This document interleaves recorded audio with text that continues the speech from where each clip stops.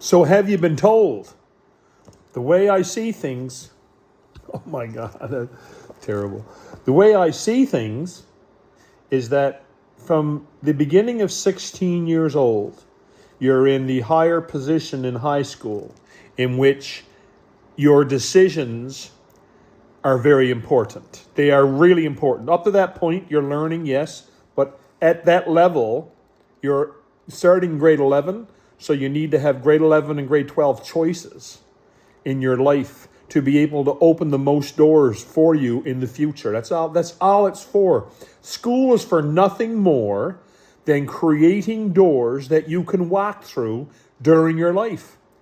If you don't have your grade 12, there's many positions, and that are getting more and more every day, that won't take you unless you have your grade 12. So the point is, grade 11 and 12 is very, very important. Very important. I've said that a person has 20,000 days. That carries you from the beginning of 16 until you're 70. Because in one of the studied areas of my life was Christianity, and the calendar in the Christianity world, wherever they got it from, I know where they got it from, but it doesn't matter. But the point is, I think you have 20,000 days to 70. The Bible says a person will live 70. 70 is 70 years. So all I'm doing here is using this number just to give people an idea, to make things finite.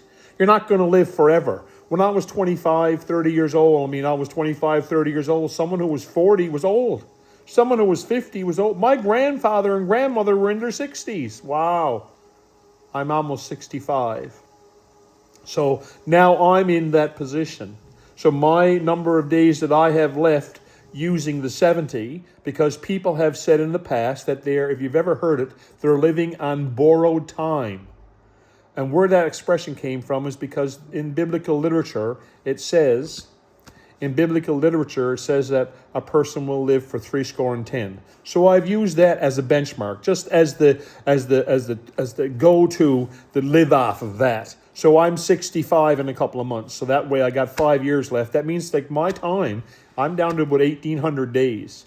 If I'm using that as a mark, and I'm only using that as a mark as a guideline. Something so that you know that your time is not limitless. Everyone knows that, but the point is, in your heart and soul, you know it's true, but you don't live with that in your mind. I want you to. Have a great day. Hal Butler.